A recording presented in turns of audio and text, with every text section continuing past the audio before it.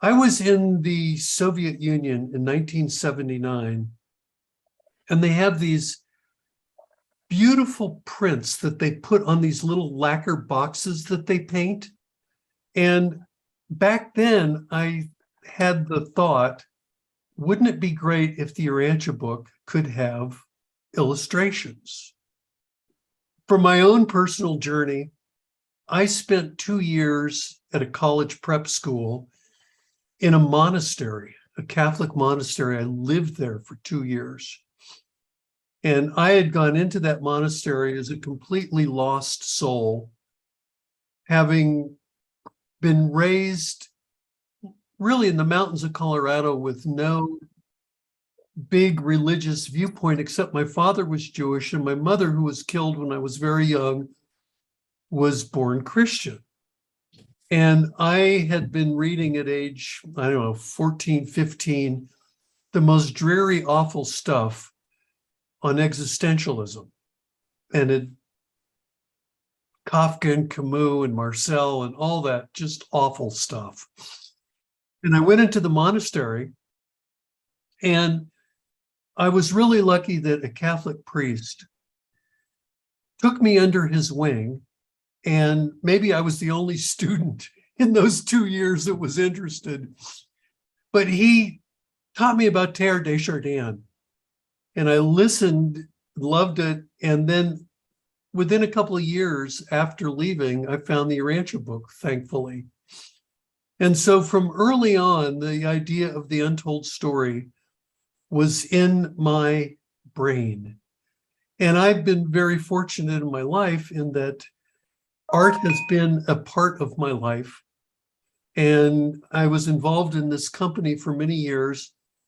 And it was our art, besides our product line, that made our brand the #1 specialty tea brand in North America. And I was lucky because we had a big art department. We had 7 or 8 people in our art department, and we hired the best artists that we could find. We spent really a lot of money on the art, which helped our branding. So by the time I got to the Untold Story of Jesus, I had, 30 years of experience of directing an art department. So the training turned out to be quite useful. So with that, Jim? I came into the Urantia book back in the early 70s, but I'd never much been involved in the organization ever since the Grimsley fallout. But I had published this book on the parables of Jesus based on the Urantia book. And after I put it out, I gave Mo an email. I didn't know him, but I just wanted to apprise him that it was there on the street. And he liked it. And a couple months later, he called me back. I happened to be on Maui at the time, and he said, what would you say if Urantia Foundation were to publish a version? I think you guys are the ones who should have done it in the first place. So it's all yours. And so we started out, and that was what, Mo, 6, 7 years ago. And that was back in 14 or 15. So here we are now, and the work continues. So an interesting detail on what Jim said, when he brought the parable book, and I loved it, it was very creative, very beautiful, which goes along with his lifetime experience, 30 some years in the publishing world. It said the parables of Jesus, but it did not say teachings from the Urantia book. So we went to the distributor, because Jim had a bunch of books, and we went to our distributor, and they had been bugging us forever. You guys have got to come up with a new product. Urantia Foundation has not produced a new product in 60 years. How do you expect us to get anyone interested in the Urantia book? We can't feature it because it's such an old book and people want new. And if you come up with a good secondary work, we will be able to re-emphasize the Urantia book through our distribution channel. And by the way, that's one of the keys of what we've done with Urantia Press. We want books that will allow us to get the Urantia book talked about again to the bookstores. So they sent it up to their Christian department, and they came back and said, this book is a bait and switch. It doesn't say from the Urantia book on the front, and we don't want it.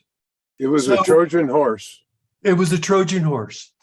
And Jim had recognized the Urantia book maybe in the very back of it. But so we said, well, what if we put the words from the Urantia book, or whatever we ended up on the cover, right there on the spot, right on that moment? Our representative from the book distribution company said, we'll take it.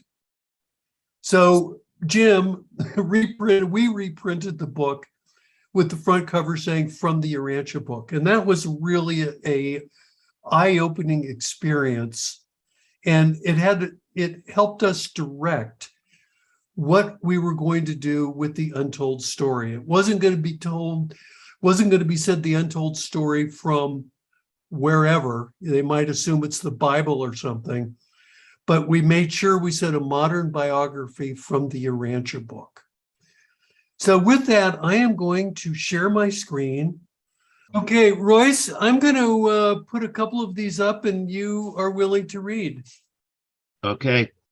A celebration of Christ Michael's seventh bestowal on Urantia. What a transcendent service All right. if, through this revelation, the Son of Man should be recovered from the tomb of traditional theology and be presented as the living Jesus to the church that bears his name and to all other religions. So the book was 12 years in the making. It's got 140,000 words directly from the Urantia book, 34 world-class artists, 107 paintings, 29 people worked on developing this book. And we did original paintings of about 50 of them, but only 42 of them made it into the book. And then you'll see the maps that are in the book. And for the first 5 years, this woman, Mary Jo, worked on a project. I asked her if she could compile the great Jesus stories. And she put together a script, and it was a good script, but it was complicated because when we got to Holy Week, you know that the last, 25 papers of the Urantia book are just Holy Week. And so it was really difficult to figure out how to present the story properly. And before that, I had started commissioning paintings. It had just thought that the paintings and the words would come together. So then somewhere along the way, we got an editing team together. And I got to tell you that Jim came into it, I don't know, some years after the project. And you'll see his name as co-producer because this book would not be what it is today if it hadn't been for Jim. Jim he joined the editing team.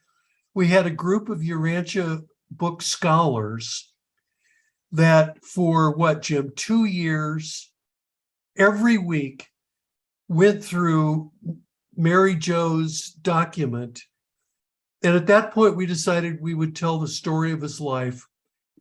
The main focus here was to provide a complete and accurate paper trail of everything that went into that book, every last comma. You know, the problems we've had with versions and all that, all the way back to the beginning. So what I took was the standard reference text, and that was the complete part 4 of standard reference text. And then in Word, using Word as a template, setting up styles that you could pull sections out of it and turn them into the text of this book. And then you could add things that would want to be paraphrased or written from scratch. We did very little of that. There was there was some additions, mainly in the chapter openings and in some of the sidebars. When I came onto this project, I just happened to be reading for the umpteenth time Grapes of Wrath, where Steinbeck uses a short introduction in each one of his chapters. And so it was originally, the thing was in 4 parts. And I took it and put it into 12 chapters that would represent the major epochs of Jesus' life. And it worked out nicely that way. There was only one overriding thing, is that even though we sometimes paraphrased or would cut and paste as far as the words in the text or write from scratch, when there was an actual quote used, and then you've got the words of Jesus in there, you don't touch that. You can stop it or start it, but you don't cut and paste it. You don't do anything with it. That's analogous to the, you've heard the analogy of a million monkeys with typewriters. Maybe they might come up with Shakespeare, but in this case, we left the words of Jesus completely alone. And I think it's important to say that we had to do these little inserts so the pages fit together properly. And that's where some of the writing was, and some of the writing was in the index and the preface.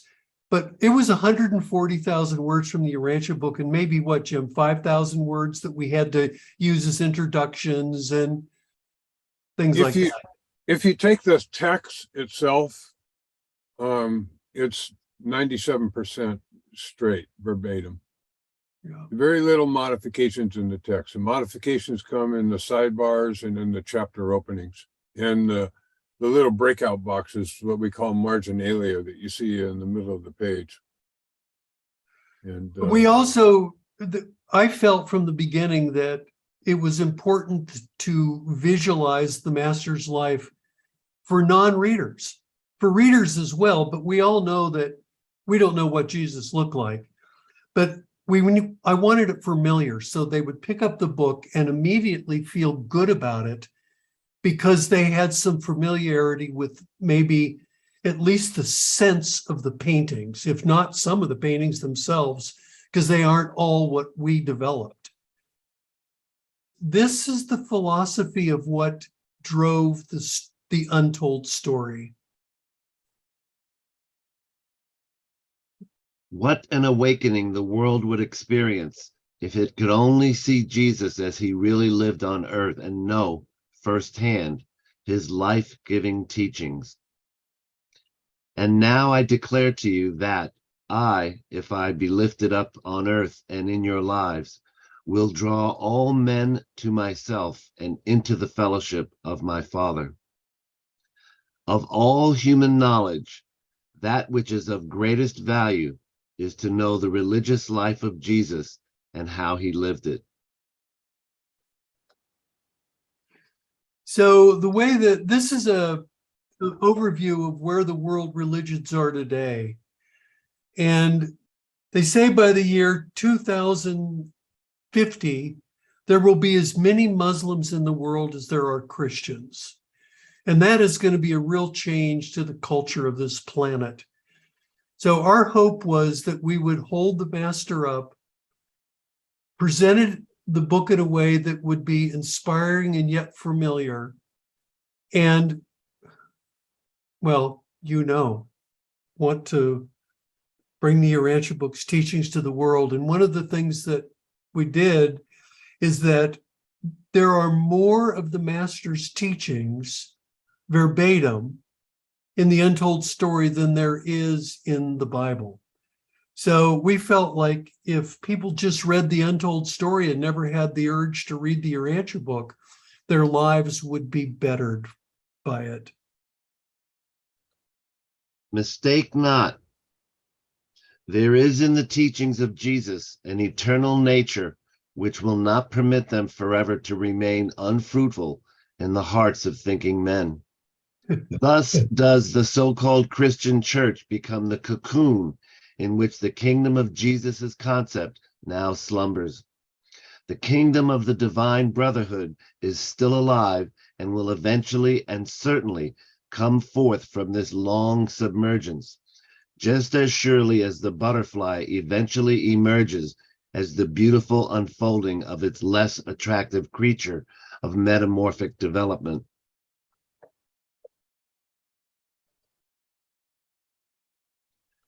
Christianity has indeed done a great service for this world, but what is now most needed is Jesus. The world needs to see Jesus living again on earth in the experience of spirit-born mortals who effectively reveal the Master to all men. Modern culture must become spiritually baptized with a new revelation of Jesus's life and illuminated with a new understanding of his gospel of eternal salvation. The call to the adventure of building a new and transformed human society by means of the spiritual rebirth of Jesus's brotherhood of the kingdom should thrill all who believe in him, as men have not been stirred since the days when they walked about on earth as his companions in the flesh. Once we took it to the design phase, and Mo hired a contract publishing team from with National Geographic and Scholastic book background, and he'll talk some more about that. But at the end of this year, working with these publishing professionals, I think the most interesting takeaway regarding the Urantia book itself was neither Mo or I could tell you whether they really believed it. But it was interesting to see the respect and the gravitas that these professionals who'd seen manuscripts all their life brought to it. This is a National Geographic book, and it's in the footsteps of Jesus. So at this point, we had a text after all these people had edited that looked really good, and we had all these paintings.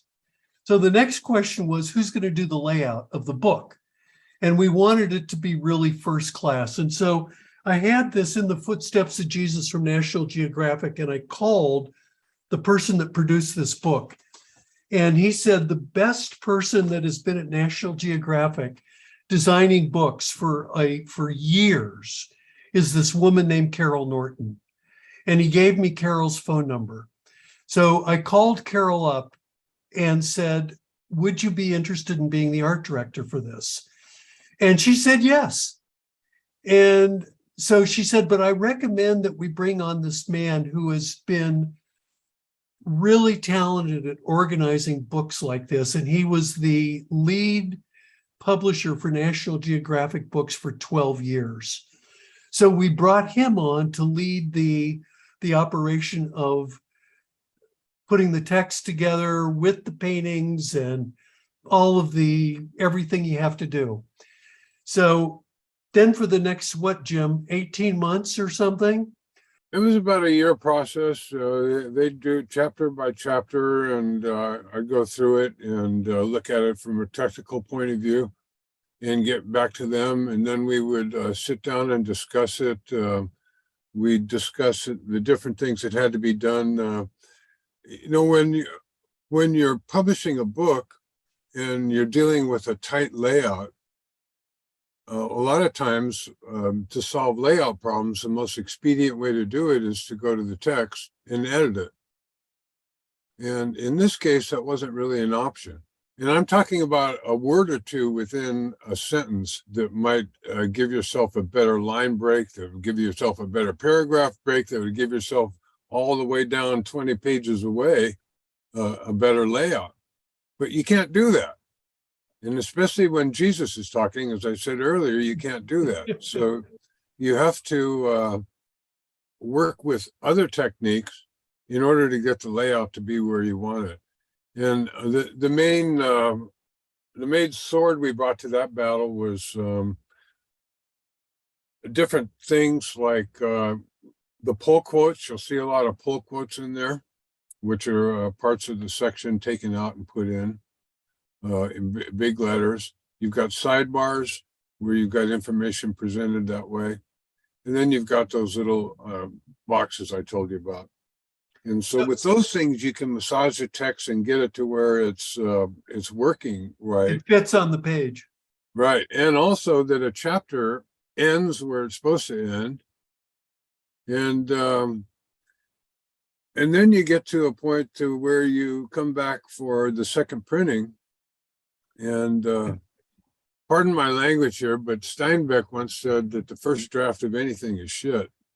You know, we didn't use the first draft, but the first printing, when it came time for a second printing, you pick it up again and you read through this and you say, man, that was a bad edit right there. You know, what about this section over here? You look at it and you didn't put it in. The whole story about Jesus and the zealots coming to Nazareth when he was just after taking over the family, we omitted that. The story about Joseph and going to Pilate and getting Pilate's authorization to take the body, and coming to the cross and having the riot basically when they tried to do that, and to see the Roman centurion that had presided over who knows how many crucifixions of Jews standing astride the master's body with his sword drawn in order to protect it. Now, if you look at the maps, you might say, boy, that looks like a National Geographic map. It is, because the guy, Ed Merritt, has done so many of National Geographic maps. So what happened was this gentleman brought together an indexer, a map maker, 2 editors. And the editors weren't there to change the words of Jesus. They were there to make sure that we didn't have typos. And they were also there to help us with these pull quotes. And we'll show you, let me just see if this has the pull quote. So this is an example of a pull quote.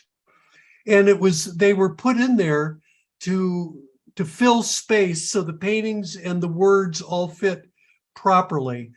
And we had these 2 editors and then the art director. So in every one of the pull quotes, and there was a bunch of pull quotes, we would ask Barbara, who was the editor, who, by the way, the Urantia book definitely affected her life. This book affected her life. We asked Barbara and Carol, on the page that this pull quote is on, what is the most inspiring thing on that page that we should make into the pull quote, because people read those? Jim and I inevitably would pick the most conservative thing that we thought, searching Christians would be happy to read. Carol and Barbara, non-readers, didn't do that. They picked the most startling thing. And they said, we don't want to rehear what everybody knows. Tell us something new. And I tell you what, it was so good having them involved. And Barbara has been one of National Geo's best editors. So here, Carol has done so many books, but these are just some of the books that she's laid out. And it was a good thing, because she had a great deal of experience, like you see here, who's who in the Bible.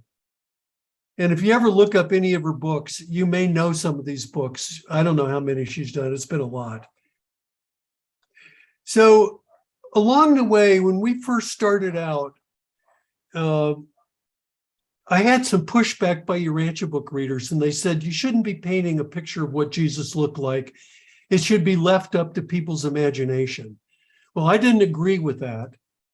And this quote in the Urantia book that says that it's been a shame, the deleterious influence on youth, the temple merchants would hardly have fled before Jesus if he had been such a man of your artists usually have depicted. He was a dignified manhood. He was good.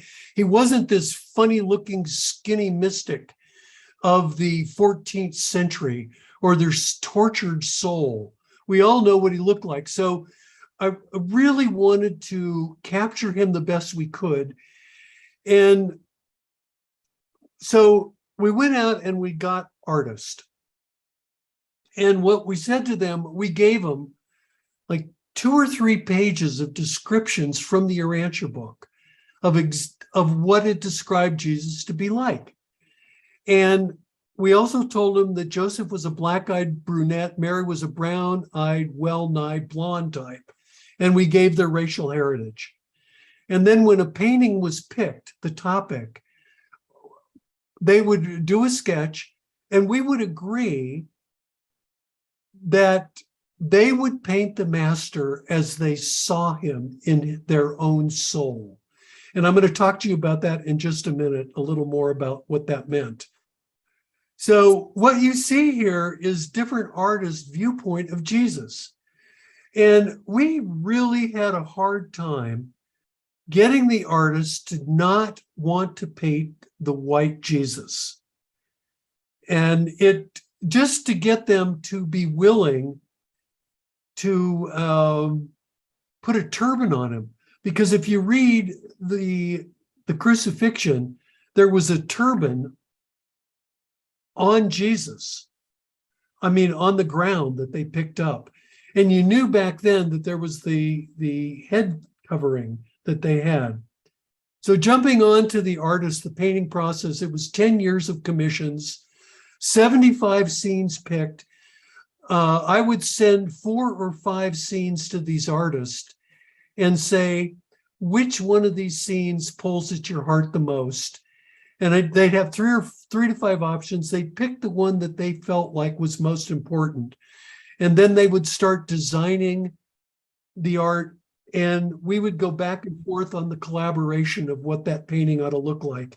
And this gives you an example. This is by an artist named Russ Stockin. And we wanted to do Jesus and Rebecca.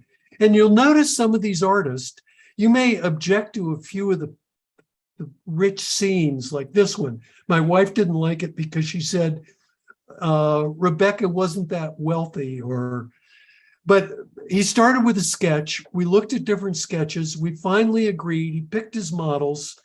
And then we went on, and this was the story of Jesus and Rebecca and the marriage proposal.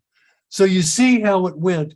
And most of the artists would send me sketches along the way and color proofs, but there were some that did not want to do it. And it was because the artists were so famous that they felt like, we're not going to have, Mo, you are not going to art direct our project. One of the things about the artist is that I felt it was angel work along the way. There was almost no artist that turned us down. And we went to the best Jesus artist. And it's interesting, the Mormons have really endorsed that quote in the Urantia book, that Jesus was not this wimpy mystic, but he was a real man. And there is a school of art by Mormons. They teach artists how to paint the master as they see this bold human being, godlike man. And there are also some Protestants that are doing that. And so here's an example. This is by a man named Michael Dudash, and you'll see a number of paintings by Michael. And Michael is a very well-known Christian artist. He makes his money on country Western paintings. He's paid a fortune. He's booked out years ahead, but he's done a lot of beautiful Jesus paintings. And this is where Jesus says, "Who am I?" And Peter gets up and says, "You're the Son of God." Peter's confession. Peter's confession. And this is by Mount Hermon, and it's the waters of Merom. And he wanted to paint this scene. And an interesting thing about Michael takes a week every summer to teach young artists how to paint Jesus. Some of his friends said to him, "Why are you doing this for the Urantia book? You for Mo Siegel, why don't do this?" And Michael said, "Mo's my friend. The scenes that I'm painting from the Urantia book are beautiful, and I'm going to do whatever I want." And again, I think there was one or two artists that we approached that turned us down, but virtually everybody said yes. Now they got paid, but that wasn't it, because you couldn't pay some of these other the couple that turned us down, because morally they weren't going to do it. So here's another example. This was before, and this was again by this guy, Russ Stockin. And My Hour Has Come, where Jesus lays down his apron in the carpenter shop. We weren't really fond of the way this turned out. So we went back to Russ, sent him the painting back and said, you got to do Jesus differently. And you could see Russ did different options. And then this is what it turned out to be. This is a gentleman named Kirk Richards. Kirk Richards in the Mormon world is probably the second most famous Mormon artist now. He's young. You can see the size of these paintings. On the left is commissioning the women's corps, and on the right is the healing at sundown. And a really quick story about Kirk Richards. When I went to Kirk in the first place, I asked him if he would do commission paintings, and he said no. I only do what I think that pulls at my heart. I don't do commissions. And he's not a Urantia book reader, he's a Mormon artist. So I bugged him for about the next 6 months. Every few months or a month or two, I'd send him a note and say, you sure? And then I wrote him and said, we really need a painting of Jesus ordaining the women. And he wrote me back and said, what does the Urantia book say about women? And we compiled a 4 or 5 page document with Jesus and women. Kirk read it, and he probably had his wife read it. And he wrote me back and said, I'll do it. And he subsequently, there he is, he subsequently did the women's corps and the healing at sundown. And these are really great paintings. So here's Russ Stockin again. Some of the paintings that he did. This was a joy with Young Sum Kim. He is just this wonderful Korean artist. And the funny story, I'm just giving you a couple of quick stories on this. I told him that angels don't have wings, they have friction shields. And don't paint angels that look like birds. They're not birds, they're spirit beings. Well, oh my gosh, the number of times that he tried to repaint based on friction shields, it was like, and he speaks Korean. We had a person help us interpret, but we couldn't get it. So at one point, I sent the paintings to Jim, where he was, and said, what happens if we whited out the angel's wings? And Jim, who is really good at Photoshop, took out the angel wings, and we sent it to him, and this is what turned out, which we felt really good about, because that friction shield thing really messes them up. And here is Walter Rain, who was one of the really famous Mormon artists. And we chose him because very few artists can paint multiple people, let alone angels. So what you see is the resurrection of Lazarus. Here is Lazarus. And this is a representation of the angels that are surrounding the tomb and Jesus calling him out. And then once again, this is where he's getting arrested and Judas is coming up. There's Judas right there. And the angels above. And I thought he did he did a great job, and it was really a difficult task. Really quick, there's Jeremy Winborg, another Mormon artist. Michael Malm, another Mormon artist. Del Parson, if you go to the Mormon Tabernacle and you go to the visitor center, they'll give you a brochure of which there are 4 or 5 paintings of Jesus by Del Parson. And Del was the first person we ever worked with. But eventually we had to walk away from Del because he could not paint a non-white Mormon-looking Jesus. And we did not want them all to look like that. And then here's my dear friend Suava, who I've grown to love over the years. And a quick story. Pato Banton has bugged me forever. Mo, you can't, these paintings are so many of the white Jesus. Jesus was not white. He was, I think Pato even at one point said he was black. And so Suava is doing this painting, this one here. You see it with Ganid and the merchant. Chang, the Chinese merchant. And I'd like the setting. And then she says to me, well, I've got it finished. Come down and look at it. She's the only artist. She's a Polish artist, but lives in Colorado. The only one that lives in Colorado. So I went down there. And this painting was really bugging me.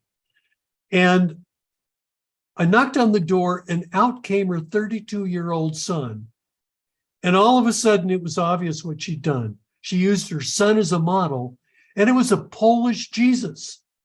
So I went in, and this was a real turning point in my experience on this painting project. I was emotionally moved because I went in and I said to Suava, you used your son as the model. You know that his dad was a Palestinian type, Jew of that day and generation. He wasn't Polish.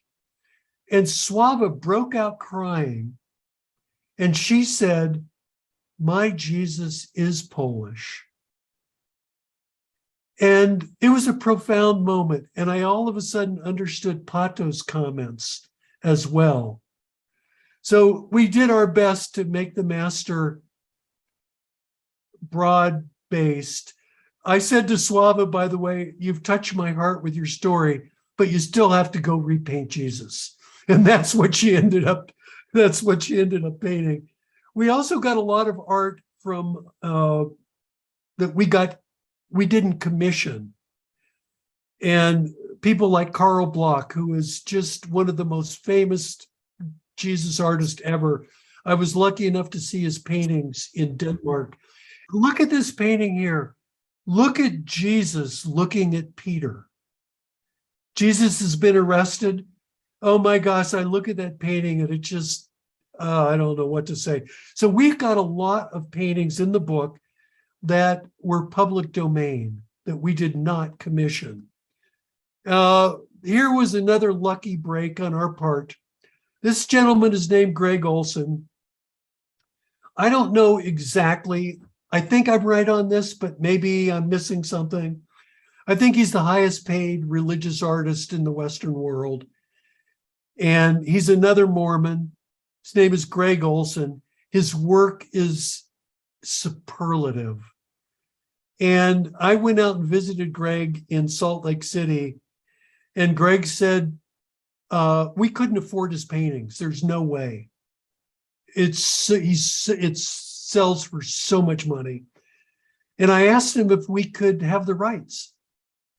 And we ended up negotiating at $150 a painting. Now, this is a guy that sells stuff $100,000, $150,000. Why did he allow us to do it for $150 a painting, the rights?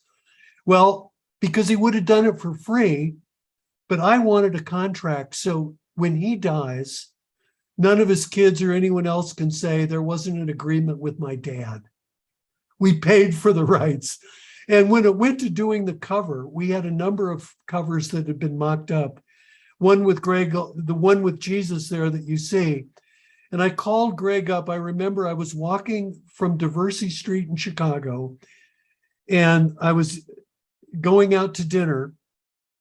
And I called Greg up and said, I sent him 4 or 5 mock-ups, and they weren't his. The only one I think was this one that was his. And I said, we love the one of yours. I don't want you to get in trouble with the Mormons because you have 6 kids and you earn your living from Mormons.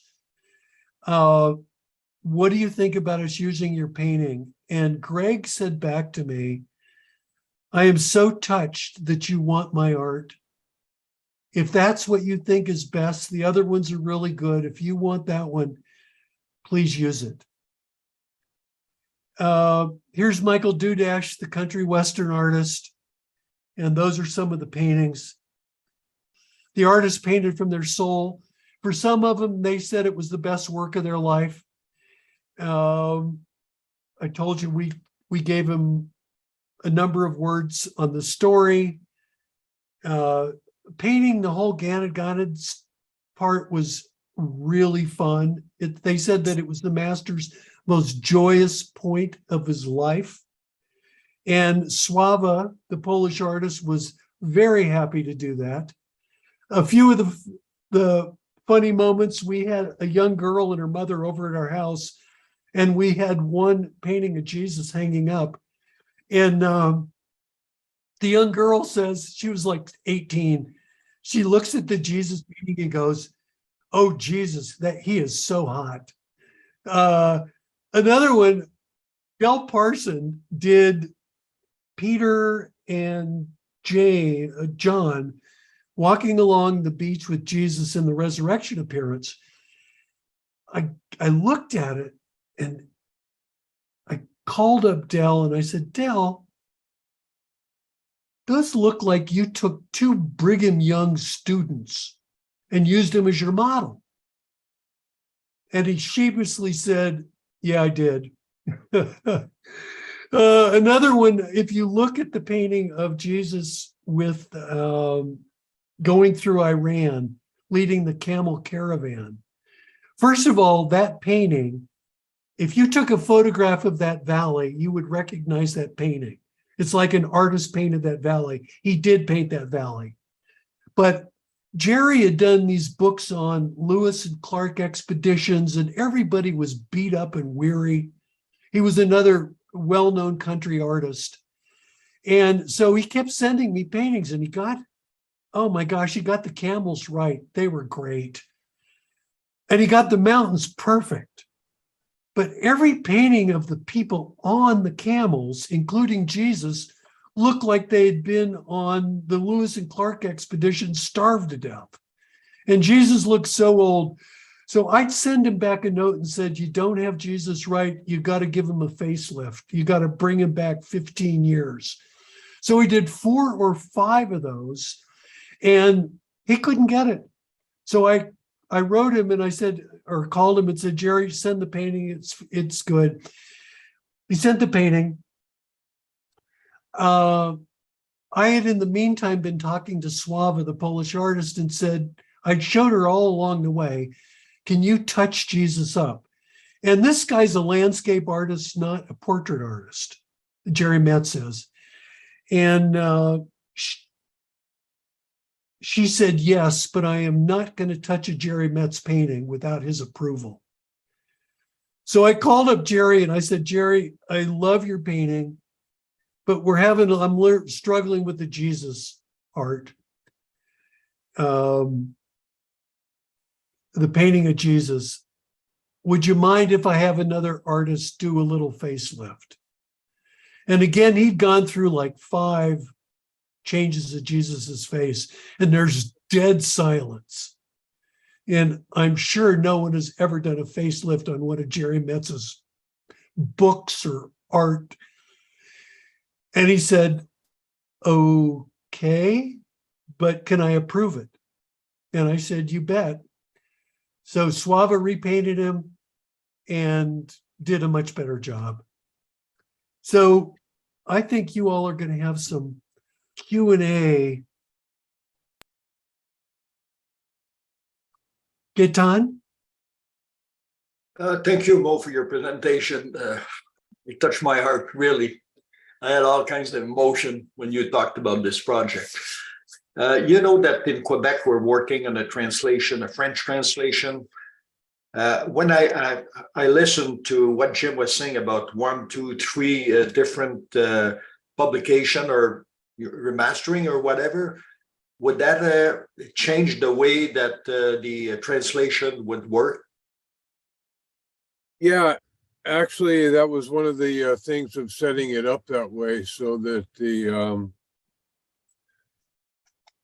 the translation process would be relatively straightforward.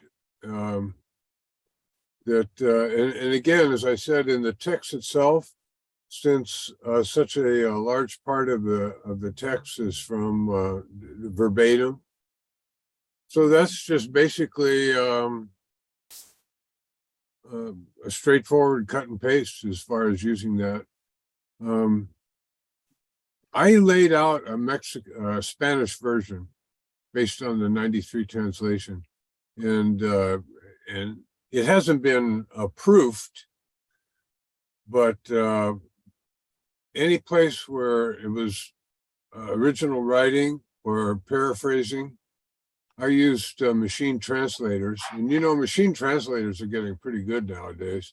But you would have to have a linguist, an editor native in that tongue, go over that part of it.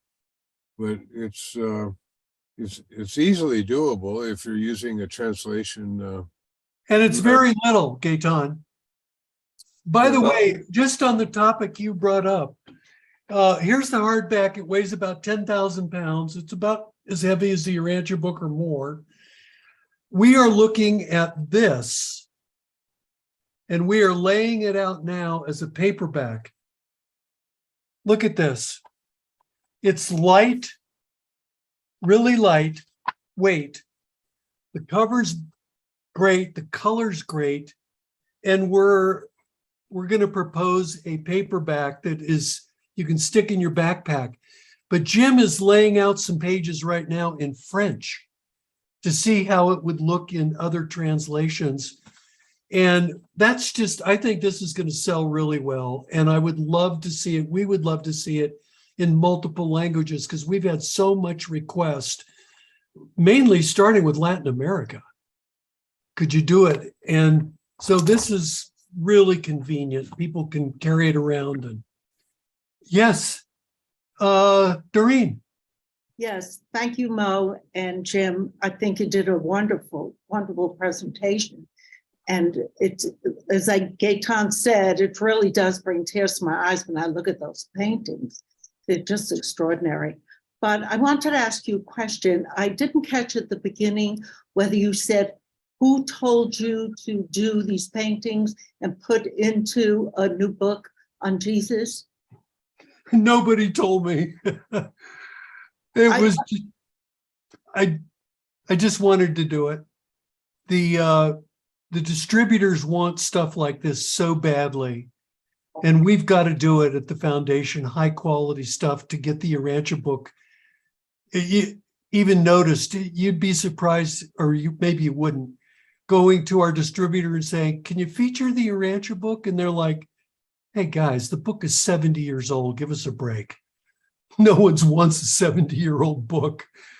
Over half the books sold every year are books that are produced that year. And there's like 150,000 new books in the book industry in the United States alone every year. Yes, David. Yeah, thank you too for the work that you're doing with this. It's amazing. And the map really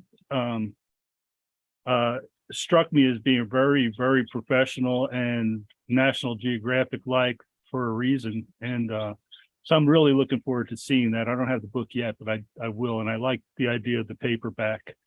Now the question though was we talked about hair at the beginning of our talk a little bit. And I had read some things about the hairstyles for Jewish religious men of the time.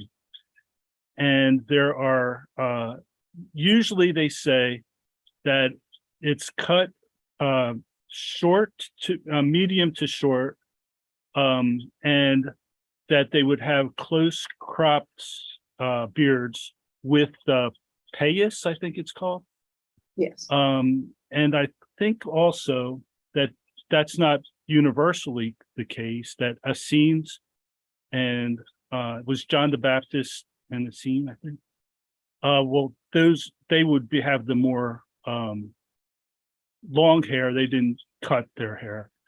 Did you consider those things? Because I saw Swabas was, you could see the ears basically. Yes. Yeah, and we did consider it, and we did ask artists to do it, and you'll see some did it with short hair, Some of them just wouldn't do it. Just like we had when we first asked Swaba to put a turban on Jesus's head, she said, "I'm not putting a turban on the master's head. I don't want him looking like Osama bin Laden." No. But we did our best. I mean, we gave him so much historical information. We did our best. That's all I can tell you. Yeah, well, the quality is what counts, and the strength that shows is what really is Hey, important. Did you consider Another problem we had, David, was we kept asking the midwayers to just send us a shot. Just give us one shot. And Yeah, they even a would pole never log would have comply. been. They just never comply. Darn it. Well, we'll know eventually when we get. Yeah, to wait the, till you get up Jesus there. That's going to Museum be up one there of in the Paris. things we all look forward to, seeing him in real life. Captain Ed. Do you think the soft copy will outsell the hard copy? Yes. And it'll be a lot easier for people to give them away and to send them to libraries and all over the place. Yeah. And But it it's will be- really good quality. But will it be essentially the same, or is it going to be significantly edited? No, Yes, it's not going to be edited at all. It's going to Okay. be the same, everything. It's just fit in a smaller book. See, you can see the Yeah. Yeah. And it's going to weigh dramatically less. No, As a same matter- word, same everything, same type font. Jim's doing a knock-up job on it. I say because young people can read smaller print, you know. Yeah. No, it's going to be the same Well, size print. Okay. The print will be the same. It's going to be in a smaller format. It'll be the hardback is 362 pages, and this thing will come in at around 400. But I'm also using the third printing, which hasn't seen the light of day yet. But the third printing was a complete redesign of the book, and it provided an extra, I'm going to say like almost 5,000 words. So there's stories that were not included in the first two printings that are going to be in this one. So it's going to have a little more information in it and a little better rounded out. By the way, when Jim said it's a complete redo, you won't notice it. There will be a few new paintings. Visually, it's going to look basically the same. But okay, Ralph. Mo, this is William Anderson, my grandson. We've met. Mo's served me a slice of cake before. Would it Thank be you. possible to see the have sent to me like the 6 different revisions of Jesus's face with all the faceless? I have to go back and look if I kept it or not. I don't know if I kept it. Okay, if it's too much of a hassle, don't worry about it. I can look. I doubt that I kept it. I don't know. Kirk. I'm currently doing a course on the life and times of Jesus right now, and we're doing right in that zone where he's a young man, and he not only was good looking, he had a charisma about him too. And I think the pictures I love the ones that one artist did, where he's laying back and he's looking up, the guy that did that picture of him, and all the ones where they really show a very handsome Jesus, because that's how I see him from my reading. I've been reading since '82, and in my, trying to interest people in the book and so on, and it's difficult to do that, but I seem to get a good connection with my Mormon relatives. I have some relatives that are Mormon, and they seem to be very intrigued with this. And so I started looking into it, and I said, you know what, guys, I came to this conclusion. I think this book might be the golden scrolls you guys were promised in your prophecy. And so I still think that. But I think there's a Mormon connection. And I think if people want to, I'm going to share this with them about all the Mormon artists that are in this book. I may buy a copy and give it to them as a gift, and just with that caveat that there is a lot of the artists in here were Mormon, and that might give them a little more interested in reading that story. So, but thank you very much for all the work you've done. You're welcome. I wanted to send a copy to every Mormon priest or whatever they call them, but I decided not to do it. We sent a copy to every United Church of Christ minister and every Unity minister, but we didn't do Mormons because there's so many of their famous artists. I just didn't want them to be put on the hot seat and have the Urantia book unduly under fire. Because some of the elders are not going to take well. Some will, but anyway, I just didn't want to pressure their artist. Gaetan? Just quick question about the video you showed about the promotion of the Untold Story of Jesus. Is it possible to translate that video in French? We'll take a look. Okay. And by the way, on that video, Gary Tong we work with Gary Tong a lot. We've had 156,000 views. Another thing that's probably most interesting about those clips up there is buying advertising for them. And you're all familiar with the YouTube advertisement where you got a little button down in the lower right that you can skip the ad after 5 seconds. And the metrics that were coming through of people watching to the end instead of just bailing at the 5 seconds was really astounding. Hardly ever seen that many. It was like close to 70% of people were watching the thing all the way through. Yeah, we have metrics to show exactly where they stopped. And a good thing with, if you haven't gone to Gary Tong's channel, look up Gary Tong Urantia. We redid Starry Night that Rick had put together, Rick Lyons, changed the closing a little bit, added a couple of things. He had 3,000 views in, I think, a year and a half or 2 years or something. We did a little touch up. Gary worked on it. The song was redone. Rick had the song redone. We've got like 130,000 views since we put it on Gary's channel. I just want to make one comment on this. There are 1 billion people living in India who think that Jesus is the religious leader of the white man.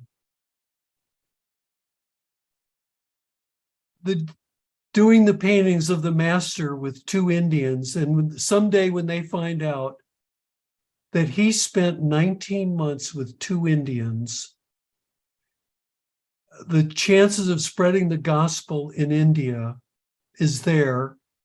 And I think about all of the worlds in Nebadon looking down. Jen and I went to the mountains in Cyprus, into a very remote area. And it's remote today. And we were picturing the master taking care of this dark-skinned Indian lad with the local universe watching on for 2 weeks up in that isolated region. And the hope that can bring to the Indian people is so great. I'm so glad you all showed up today. Thank you for allowing us to tell you our journey here. And I've been involved. I've been on 23 boards. I've been on boards of 5 corporations, public corporations, and done a whole lot of stuff in my life. And I think I've been 14 years as president of the foundation, but on a real personal level, the joy in my heart level doing this project has been